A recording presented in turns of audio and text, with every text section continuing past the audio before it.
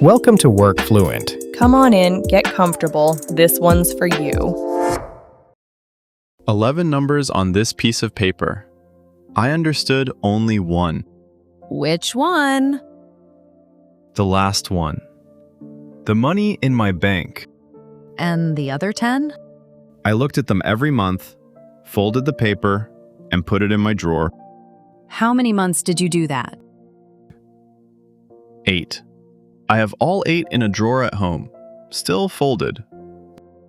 Oh, you never asked anyone what they meant? Not once. Not until the 9th one came, and the number at the bottom was different. Hi, I'm Sarah. And I'm Ryan. You are listening to Work Fluent, English for work, from easy to hard, one real moment at a time. Today, you hear what happened with those payslips, and the 5 sentences I wish I had from the start. One small thing. Please subscribe. It helps us make new episodes for you every single week. My first day at the job. They showed me my desk, gave me a badge, and said, "Any questions?" And you had one. A very important one. When is payday? On day 1, honestly, that is the best time to ask. Most people wait and then just wonder. The woman in the office said, the 25th. Okay, so you knew the date. Easy. But I started on the 8th. So I asked one more thing. When is my first one? Wait, those are not the same? She said I started in the middle of their pay cycle. My first payday was 6 weeks away. 6 weeks before your first paycheck. That is a long time with no money coming in. And rent does not wait. I had rent on the 1st. I was counting on that money. See, that is the question everybody forgets. When is my first one? The regular date and your first date are two different things. I went home that night and started doing the math. Very quietly, very worried. And nobody at work warned you about the wait? They just assumed you knew. That happens everywhere. Nobody. I found out on my own. So, 6 weeks later, your first payslip. I opened it standing next to the printer. Everyone gets theirs in a small envelope. And the number at the bottom. The net? Less. Way less than what they told me at the interview. How much less are we talking about? They told me I earned $24,000 a year. I did the math. $2,000 a month. My payslip said $1,512. $500 missing. Gone. And I am standing at that printer thinking, they lied to me. They didn't lie. But nobody sits you down on your first day and explains the difference between those two numbers. What difference? The number they told you, 24,000, that is gross. Before anything comes out. And the 1,500? Net. After tax, after pension, after everything else. So gross is the number at the interview, and net is the number in my bank. Net is your real money. Always look at net first. That is the one that matters, for rent, for food, for everything. I stared at that paper. Then I folded it and put it in the drawer. Without asking a single question. I didn't know who to ask, or how to say, "Why is my money less than you promised?" You don't need to say it like that. Just, how much do I earn? And then they explain both numbers. I know that now. I didn't know it then. So the first payslip is in the drawer. What about the second one? Same envelope, same confusion. But this time, I looked more carefully at the middle of the page.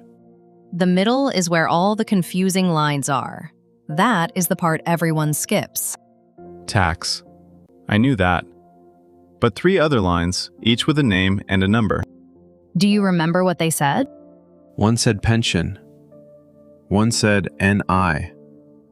And one was just a code. Letters and numbers. nothing I recognized. And you still didn't ask anyone? I sat at my kitchen table and pointed at each line, but there was nobody sitting across from me.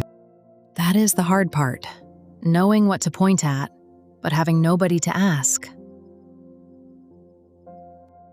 Now I know the sentence. You point at any line and you say, "What is this money for?" And it works for anything. Tax, pension, insurance, a code you have never seen before. Any line with a number. I practiced it at home, pointed at the paper, and said it out loud. What is this money for? So who did you finally ask? The same woman from my first day. The one who handles all the pay. Payroll. And how did she react? Like it was nothing. She pulled up my file on her screen and pointed at each line one by one. Nobody is surprised by that question. They hear it all the time, and not just from new English speakers. She even said, "Good question. Most people never ask." See? She was happy you asked. That line, "What is this money for?" It works anywhere, in any country, on any payslip. After that, I stopped folding my payslips. I started reading them. Really reading them, not just looking at the last number. A big step. Same lines, same amounts, same net at the bottom. For 3 months in a row, nothing changed. And most months, nothing changes. Until one does. Month 5. I opened the envelope, looked at the bottom, and the number was different. Different how? More or less? Less. About $40 less than last month. And you had no idea why. I pulled the old one out, the month 4 payslip, and held them side by side. You still had it. Smart. Every one. And right away I saw it. One line in the middle was bigger than before. Which line? Pension. It went up, but I just saw a bigger number taking more money. So what did you do?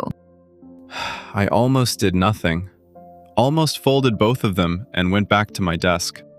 But you didn't.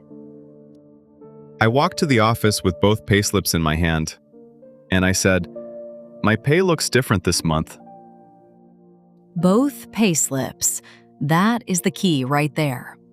You showed her the difference. Not just a feeling, not just a complaint.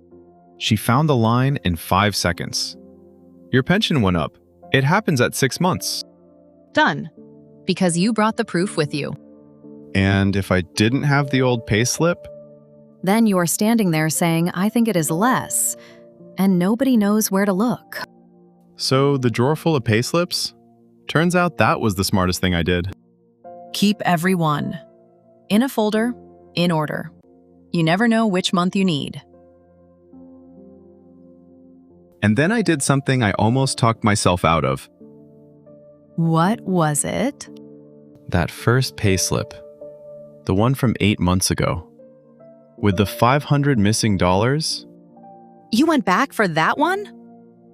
Next morning, I walked in with that very first payslip, folded so many times the paper was soft. And you actually asked? I put it on her desk and said, "Can you check this, please?"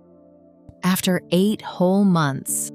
She pulled up the file, went through every line, and said, "Everything is correct."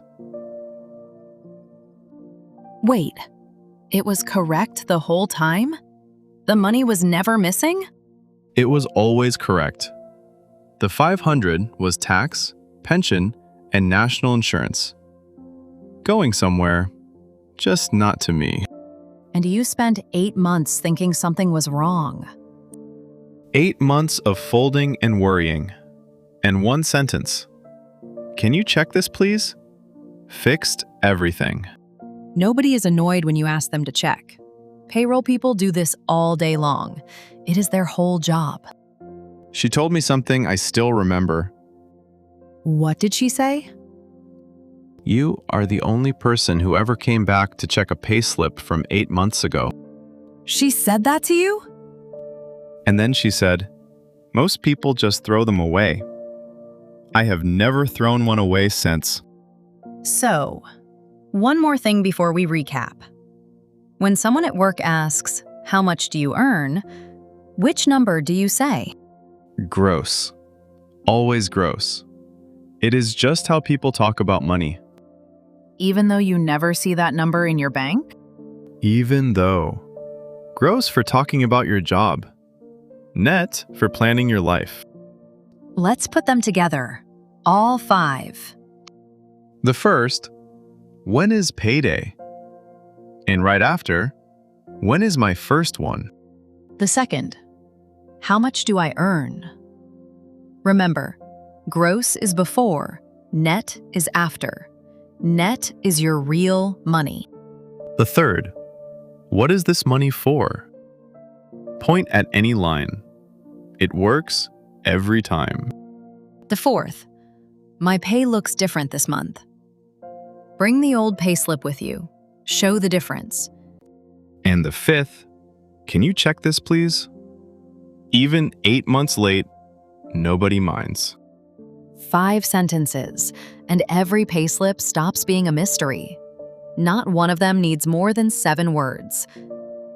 Now your homework. Very small on purpose. Find your last payslip. If you threw it away, ask for a copy tomorrow. Point at every line between gross and net. Say, what is this money for out loud, once for each line. Then put it in a folder. Not the drawer, a real folder. And next payday, hold both side by side and look at what changed. Tell us in the comments, how many months did you go without asking? We read every single comment. And next episode, your boss says, "Write me a quick email about this." And you stare at the screen for 20 minutes. Writing your first work email. That is next time. This is Sarah. And this is Ryan. And you've been listening to Work Fluent. See you next time.